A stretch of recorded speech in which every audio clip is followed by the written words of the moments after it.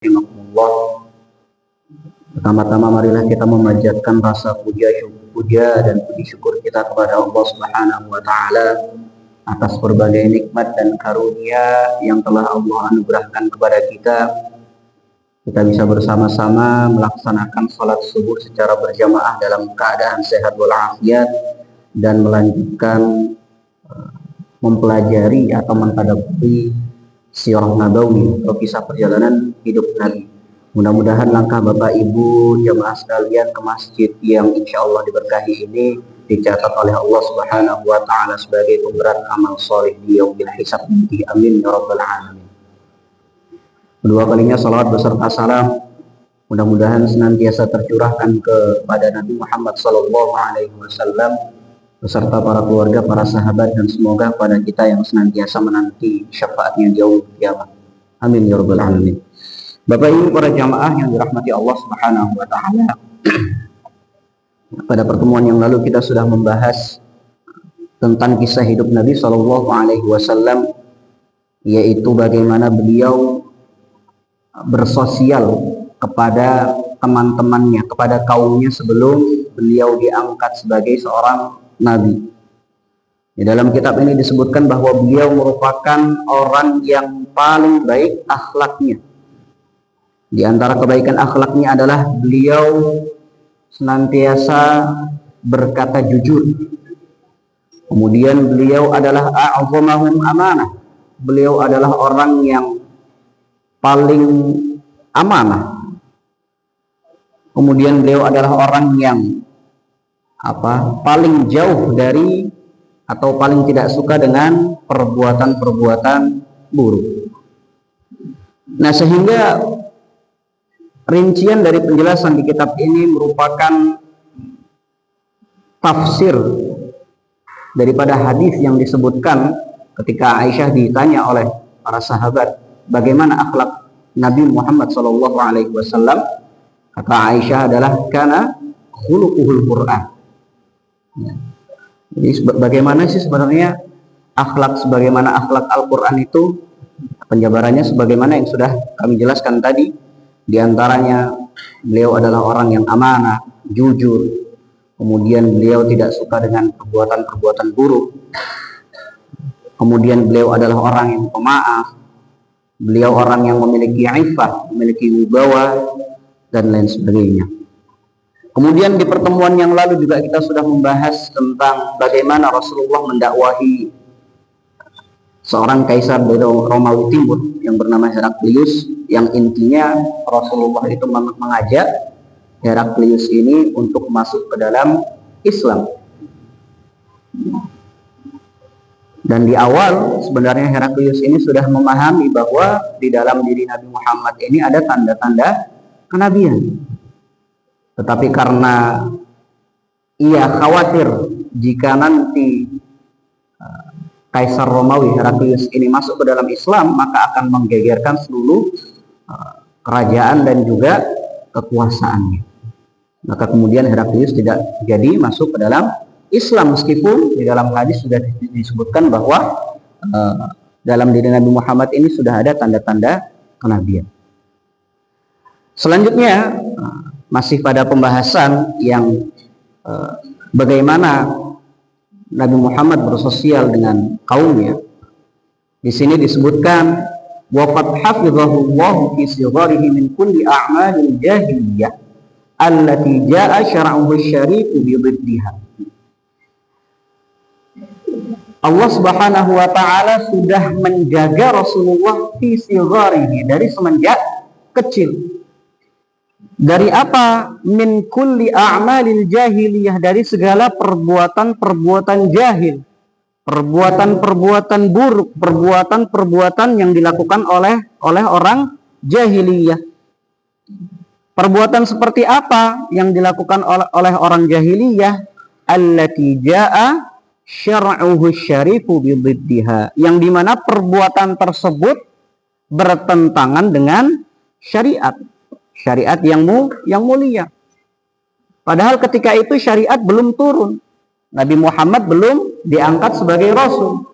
Tetapi Rasulullah ini dari kecil, dari semenjak remaja ya, yang mungkin Di zaman kita ini usia-usia remaja itu banyak yang memiliki idealita muda foya-foya, tua kaya raya, mati masuk surga. Nah, ini enak sekali kalau ngomongnya seperti itu. Padahal surga itu dikejar, diraih tidak dengan berleha-leha, berfoya-foya. Bahkan kata Nabi Muhammad SAW bahwa di dunia itu adalah penjaranya orang-orang Muslim dan surganya bagi orang-orang kafir. Nah, jadi salah satu keistimewaan Nabi Muhammad adalah sebelum beliau diutus sebagai Rasul, Allah itu sudah menjaga beliau dari segala perbuatan-perbuatan buruk. Selain itu, wabughidhat ilaihil awthani bughdan syadida. Selain itu Rasulullah itu sangat membenci al-awthan, yaitu berhala.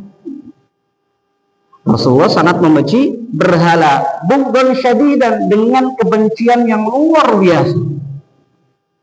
Jadi berhala-berhala itu sudah tidak disukai oleh Rasulullah semenjak beliau sebelum diangkat sebagai Rasul. Hatta makana yahduru laha ihtifalan aw 'idan mimma yaqumu bihi 'ubbaduha. Sampai-sampai Rasulullah itu belum pernah hadir, belum pernah mendatangi ihtifal, perayaan aw 'id ya. 'Id itu sebagaimana yang kita hari perayaan umat Islam, ada Idul Fitri, ada Idul Adha. Aid artinya adalah pesta atau perayaan. Mimma yaqumu bihi 'ubbaduha, perayaan yang diadakan, yang diselenggarakan oleh ubbad. Ubbad itu maknanya adalah orang-orang penyembah berhala. Jadi Rasulullah itu tidak pernah datang ke perayaan-perayaan yang diselenggarakan, yang dilakukan oleh orang-orang penyembah berhala. Selain tadi beliau itu benci dengan berhalanya, beliau juga tidak suka dengan orang-orang yang menyembah berhala. Wa qala alaihi salatu wassalam, beliau pernah bercerita, lima nasya'tu bughidhat ilayyal awthan. Ketika aku kecil, bughidhat ilayyal awthan, aku benci berhala. Wa bughidhat ilayyash sya'ra, dan aku membenci terhadap syair. Jadi kalau syair pada zaman dahulu itu konotasinya banyak yang tidak baiknya, Bapak Ibu jemaah yang dirahmati Allah Subhanahu wa taala. Jadi orang pada zaman dahulu, sebagaimana kisah yang sudah pernah kita baca ya, termasuk di dalam kitab ini, kalau para penyair-penyair itu ingin istilahnya memperkenalkan syairnya. Mungkin kalau zaman sekarang itu orang kalau penyanyi dia ingin memperkenalkan lagu terbarunya, single terbarunya. Kalau di zaman dulu itu supaya dikenal banyak orang, biasanya para penyair ini datang ke pasar, yang dimana pasar tersebut banyak orang berkumpul supaya bisa melihat karyanya. Nah, tetapi sayangnya pada zaman dahulu, pada zaman Nabi itu, banyak penyair-penyair itu dari kalangan wanita. Atau zaman sekarang itu bisa kita samakan ya, atau kita bayangkan bahwa penyair wanita itu sebagaimana biduan. Karena biduan wanita. Kalau biduan itu apa? Penyanyi bukan? Penyanyi aja. Penyanyi apa? Penyanyi dangdut. Ya, sebagaimana biduan. Jadi memang konotasinya tidak baik syair pada zaman dahulu. Meskipun Al-Quran itu muncul untuk menyaingi syair-syair yang ada, syair-syair yang ada. Maka bahasa Al-Quran itu kan bahasanya sastra, bahasa tingkat tinggi. Jadi Rasulullah itu dari kecil membenci al-awthan, yaitu berhala. Kemudian beliau juga membenci yang namanya syair. Walam ahammu bi syai'in mimma kanatil jahiliyatu taf'aluhu illa marratain. Kemudian beliau bercerita, selama aku hidup, aku itu hampir mendatangi semacam perayaan ya, perayaan yang diselenggarakan oleh orang-orang jahiliyah, itu hanya 2 kali, hampir datang ke perayaan yang diselenggarakan oleh orang-orang jahiliyah itu 2 kali selama hidupnya. Tetapi kata beliau, kullu dzalika yahulullahu baini wa baina ma uridu min dzalika. Tetapi sebelum kedua hal itu terjadi, Allah menghalang-halangiku dari untuk mendatangi perayaan-perayaan tersebut.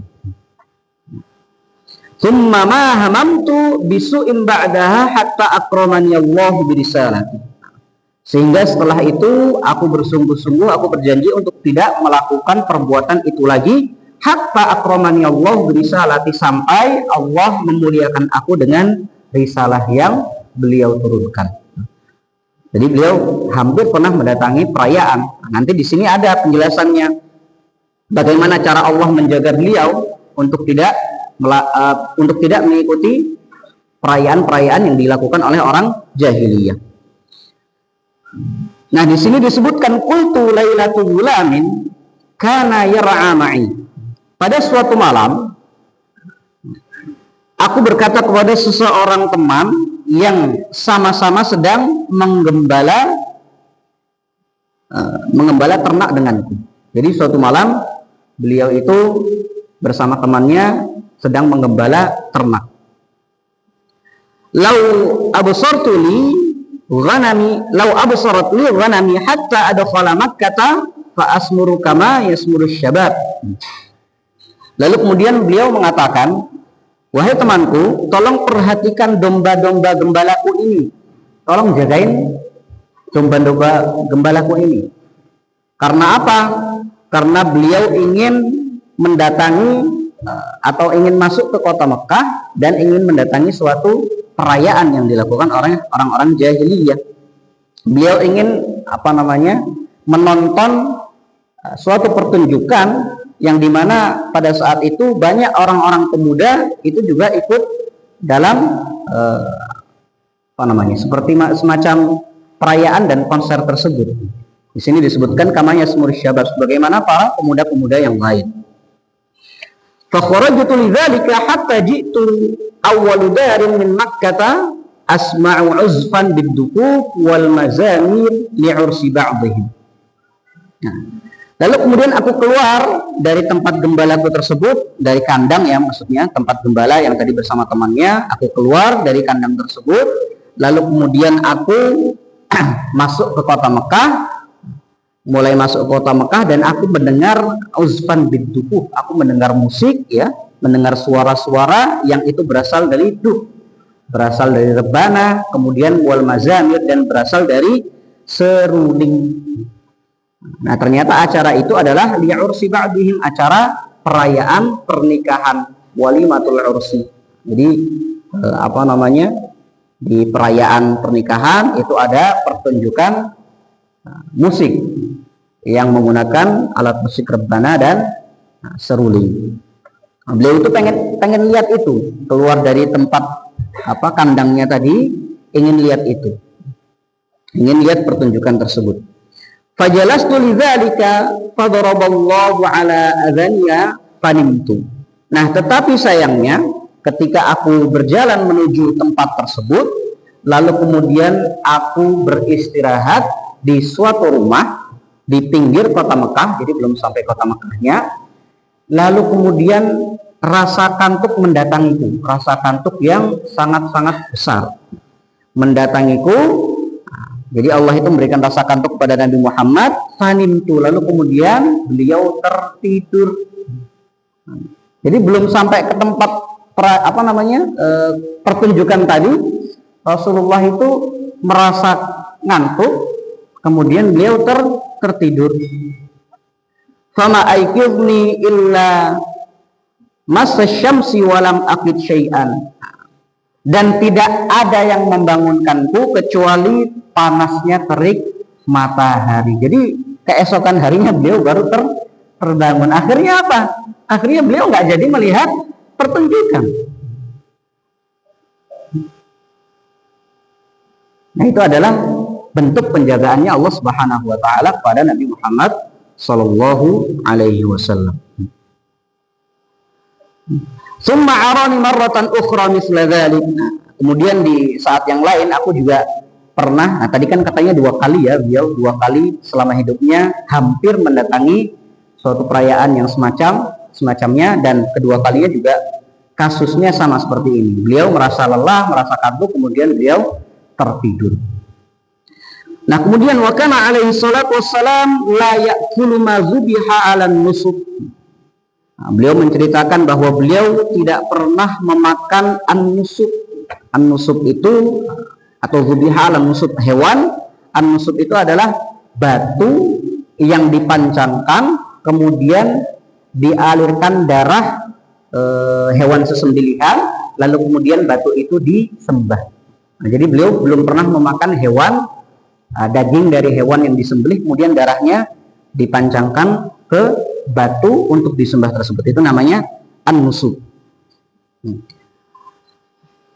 Wa harrama syurbul khamri ala nafsihi ma'a syuyu'ihi fi qawlihi syuyu'an 'aziman, dan beliau mengharamkan sebagaimana beliau mengharamkan khamr kepada dirinya. Jadi beliau mengharamkan tadi daging dari hewan sesembelihan yang digunakan untuk nusuk.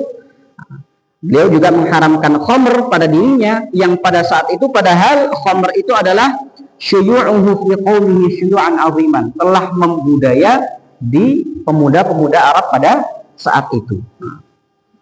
Wa dzalika kulluhu minas sifatil lati yuhillu Allahu biha anbiya'uhu liyakunu ala tamamil isti'dad li talaqqi wahyahu.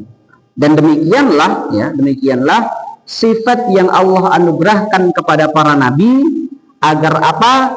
Agar tamamil isti'dad, agar mereka itu punya persiapan yang matang untuk apa?